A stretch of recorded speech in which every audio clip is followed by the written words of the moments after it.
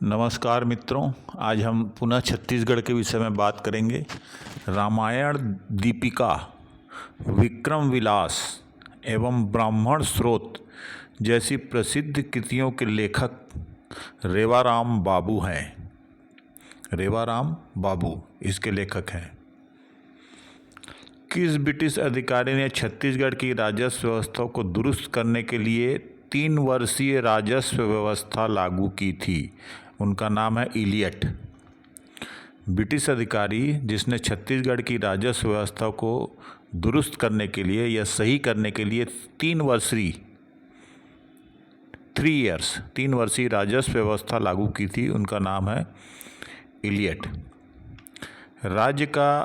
छत्तीसगढ़ राज्य का जो प्रथम मराठा शासक है उनका नाम है राजकुमार बिंबाजी। राजकुमार बिंबाजी छत्तीसगढ़ के प्रथम मराठा शासक थे, ये ध्यान रखेंगे। कैप्टन हंटर के बाद कैप्टन सैंडिस को छत्तीसगढ़ का अधीक्षक बनाया गया था। वर्ष 1934 में छत्तीसगढ़ में हरिजन सेवक संघ किसकी अध्यक्षता में गठित हुआ था? वर्ष 1934 में हरिजन सेवक संघ घनश्याम सिंह गुप्त की अध्यक्षता में गठित हुआ था। वर्ष 1906 में पंडित सुंदरलाल शर्मा ने समित्र मंडल के माध्यम से सुधारों का श्रीगणेश किया। मराठों ने अपने शासनकाल में छत्तीसगढ़ को 8 सूबों में बांटा था। छत्तीसगढ़ का पहला अंग्रेज अधीक्षक कैप्टन एडमंड था। छत्तीसगढ़ का पहला अंग्रेज अधीक्षक कैप्टन एडमंड था। नागपुर के भोसले शासक के शासनाधीन क्षेत्र छत्तीसगढ़ पर ब्रिटिश संरक्षण या नियंत्रण की स्थापना 1818 ईस्वी में हुई थी। पंडित सुंदरलाल शर्मा का जन्म राजिम में हुआ था। विख्यात सोनखान जमींदारी बलौदाबाजार तहसील में स्थित थी। सोनखान जमींदारी कहाँ स्थित थी? बलौदाबाजार तहसील में स्थित थी। जेल पत्रिका का संचालन किसके द्वारा किया गया था? ये आप लोगों के लिए मैं छोड़ देता हूँ, आप अपना इसमें करके बताएंगे कि इसका आंसर क्या है। जेल पत्रिका का संचालन किसके द्वारा किया गया है? ऑप्शन भी आपको मैं दे देता हूँ। पंडित सुंदरलाल शर्मा, माधवराव सप्रे, रविशंकर शुक्ला, डॉक्टर हरि सिंह गौड़। ठीक है, इसमें जो भी आंसर है आप मुझे लिख करके इसमें कमेंट में बताएंगे। रायपुर राजनीतिक सम्मेलन जो बहुत चर्चा में था, कब हुआ था? ये मई 1920 में हुआ था। वर्ष 1924 में पंडित रविशंकर शुक्ल ने कान्यकुब्ज नामक पत्रिका निकाली थी। वर्ष 1924 में पंडित रविशंकर शुक्ल ने कान्यकुब्ज नामक पत्रिका निकाली थी। 1757 ईस्वी में भोजले राजकुमार बिंबाजी ने छत्तीसगढ़ में प्रथम मराठा शासक के रूप में प्रत्यक्ष शासन स्थापित कर लिया था। 1757 ईस्वी में भोसले राजकुमार बिंबाजी ने छत्तीसगढ़ में प्रथम मराठा शासक के रूप में प्रत्यक्ष शासन स्थापित कर लिया था, ये ध्यान रखेंगे। चार्ल्स इलियट 1855 ईस्वी में छत्तीसगढ़ में नियुक्त डिप्टी कमिश्नर थे। चार्ल्स इलियट 1855 में छत्तीसगढ़ में नियुक्त डिप्टी कमिश्नर थे। वर्ष 1921 में माखनलाल चतुर्वेदी को ब्रिटिश शासन ने गिरफ्तार कर लिया था। कवि माखनलाल चतुर्वेदी हैं, उनको 1921 में ब्रिटिश शासकों के द्वारा गिरफ्तार किया गया था। गोपाल कृष्ण गोखले सन 1930 में उनका रायपुर आगमन हुआ था। एल.पी. खरे के इस्तीफे के बाद पंडित रविशंकर शुक्ल मध्य प्रांत एवं बरार के मुख्यमंत्री बने। छत्तीसगढ़ राज्य की मांग को सर्वप्रथम वर्ष 1955 में विधानसभा में उठाया गया। 1 जनवरी 1948 को छत्तीसगढ़ की रियासतों का भारत संघ के मध्य प्रांत में विलय हुआ।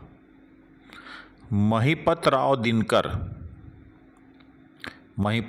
दिनकर छत्तीसगढ़ के प्रथम सूबेदार नियुक्त किए गए थे। ठाकुर प्यारे लाला सिंह छत्तीसगढ़ के त्यागमूर्ति की उपाधि इन्हें दी गई थी। ठाकुर प्यारे लाला सिंह को त्यागमूर्ति की उपाधि दी गई थी। प्रफुल्ल कुमारी देवी प्रथम महिला शासक या शासिका हैं। प्रफुल्ल कुमारी देवी राज्य की प्रथम महिला शासिका हैं। रुद्र प्रताप देव सेंट ऑफ जेरूसलम की उपाधि से इन्हें जाना जाता है। रुद्र प्रताप देव को सेंट ऑफ जेरूसलम की उपाधि इन्हें दी गई थी। Rai Bahadur Thakkar home rule league योजना में इन्होंने रायपुर जिले का प्रतिनिधित्व किया था। राय बहादुर ठक्कर ने होम रूल लीग योजना में रायपुर जिले का प्रतिनिधित्व किया था। वर्ष 1924 में पंडित रविशंकर शुक्ल ने कान्य कुब्ज नामक पत्रिका निकाली थी। पंडित रविशंकर शुक्ल मध्य प्रांत एवं बरार के कांग्रेसी मंत्रिमंडल में शिक्षा मंत्री ने शिक्षा मंदिर योजना प्रस्तुत की थी।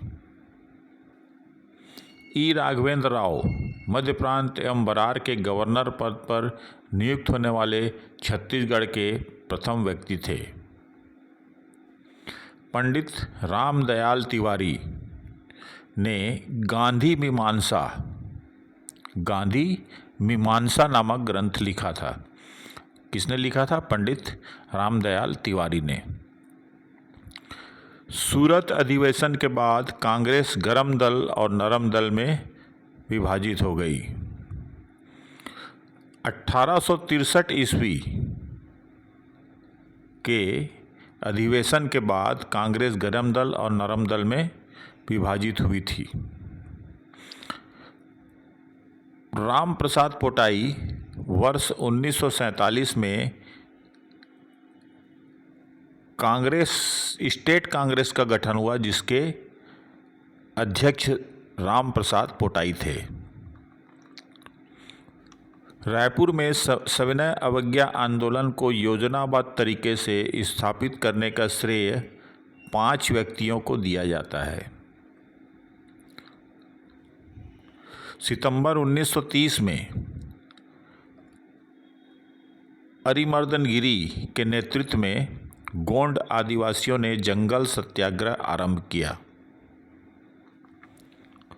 रघुनंदन सिंगरौल भारत छोड़ो आंदोलन के दौरान शासकीय संपत्ति को जलाने वाले प्रमुख नेता थे। बिलख नारायण अग्रवाल भारत छोड़ो आंदोलन के दौरान हुए रायपुर डायनामाइट कांड के नायक थे। शिवनंदन रायपुर षड्यंत्र केस में पुलिस का मुखबिर बन गया था। शंकर राव गनौदवाले प्रसिद्ध महासमुंद जंगल सत्याग्रह के नेता थे। 22 जनवरी 1858 को सार्वजनिक तौर पर 17 विद्रोहियों को रायपुर में फांसी दी गई। कंडेल नहर सत्याग्रह के सूत्रधार जो 1920 में हुआ, कंडेल नहर सत्याग्रह जो 1920 में हुआ, 1920 में हुआ, के सूत्रधार पंडित सुंदरलाल शर्मा थे। बाबू छोटेलाल श्रीवास्तव जुलाई 1920 में इनके नेतृत्व में धमतरी तहसील के कंडेल ग्राम में नहर सत्याग्रह आरंभ हुआ। ठाकुर प्यारेलाल सिंह ठाकुर प्यारेलाल सिंह बीएनसी मिल मजदूर हड़ताल जो 1920 अप्रैल 1920 में हुई, इसका इन्होंने नेतृत्व किया था।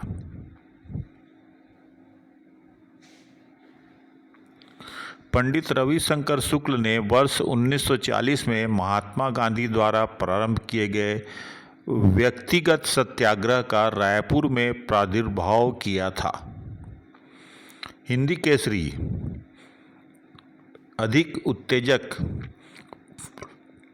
एवं विवादास्पद समाचार पत्र था। माधवराव सप्रे ब्रिटिश शासन के विरोध में हिंदी केसरी में प्रकाशित लेखों की दुर्दशा व बम गोले का रहस्य के कारण इन्हें वर्ष 1908 में गिरफ्तार कर जेल भेज दिया गया। वो कौन थे? माधवराव सप्रे। 20 दिसंबर 1920 20 दिसंबर 1920 को महात्मा गांधी का छत्तीसगढ़ में प्रथम आगमन हुआ। ध्यान रखेंगे, CGPSC 2005 में पूछा गया है। 20 दिसंबर 1920 को महात्मा गांधी का छत्तीसगढ़ में प्रथम आगमन हुआ। 21 जनवरी 1922 धमतरी तहसील के अंतर्गत पड़ने वाली सिहावा नगरी के आदिवासियों ने जंगल सत्याग्रह प्रारंभ किया। 21 जनवरी 1922 पंडित रविशंकर शुक्ल और पंडित द्वारिका प्रसाद मिश्र ने गांधी जी के दांडी मार्च में भाग लिया था। वर्ष 1933 में महात्मा गांधी दूसरी बार छत्तीसगढ़ आए। वर्ष 1933 में महात्मा गांधी दूसरी बार छत्तीसगढ़ आए। पंडित सुंदरलाल शर्मा ने हरिजनों के साथ वर्ष 1925 में राजीव लोचन मंदिर में प्रवेश किया था।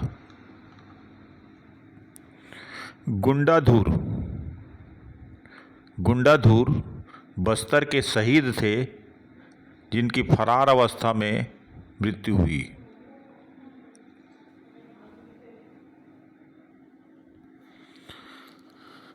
वासुदेव देवरस ने सविनय अवज्ञा आंदोलन के दौरान छत्तीसगढ़ के बिलासपुर में वानर सेना का गठन किया। वासुदेव देवरस ने।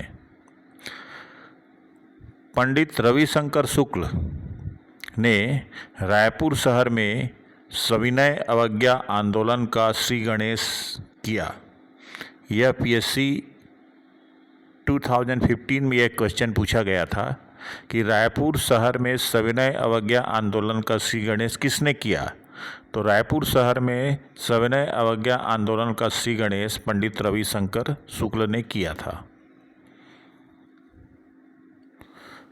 महात्मा गांधी ने अछूतोद्धार के मामले में पंडित सुंदरलाल शर्मा को अपना अग्रज या गुरु कहकर सम्मानित किया था।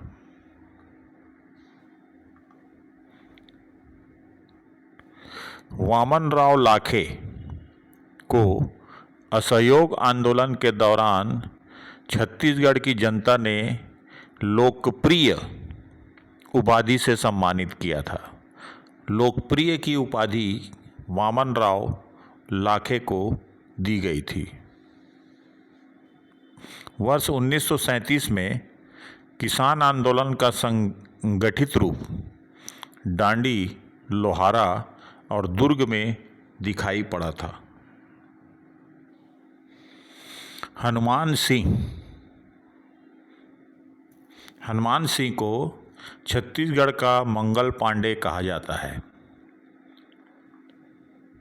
सुरेंद्र साय प्रथम भारतीय स्वतंत्रता आंदोलन के अंतिम शहीद थे।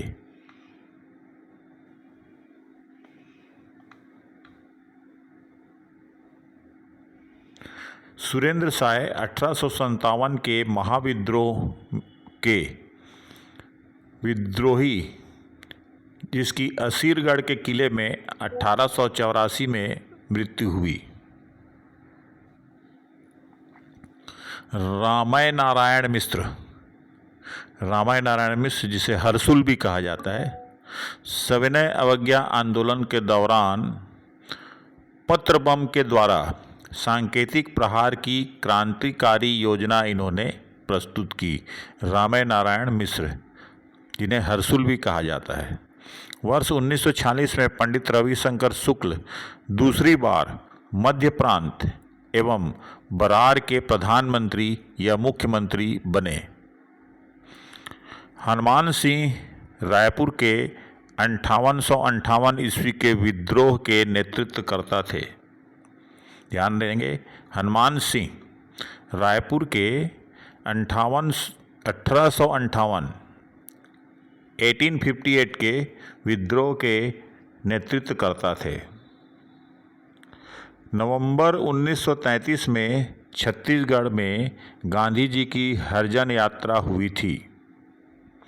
नवंबर 1933 में छत्तीसगढ़ में गांधी जी की हरिजन यात्रा हुई थी। महासमुंद की 18 वर्षीय युवती, जिसका नाम दयावती था, ने सविनय अवज्ञा के दौरान एक अधिकारी को थप्पड़ मार दिया था। दयावती, ध्यान रखेंगे। CGPSC 2016 में पूछा गया, 21 जनवरी 1922 को सिहावा नगरी में कौन सा सत्याग्रह किया गया था? तो 21 जनवरी 1922 को सिहावा नगरी में जंगल सत्याग्रह किया गया था। ध्यान रखेंगे। मध्य प्रांत एवं बरार के प्रधानमंत्री ने 15 अगस्त 1947 को किस किले पर तिरंगा फहराकर आज़ादी का जश्न मनाया?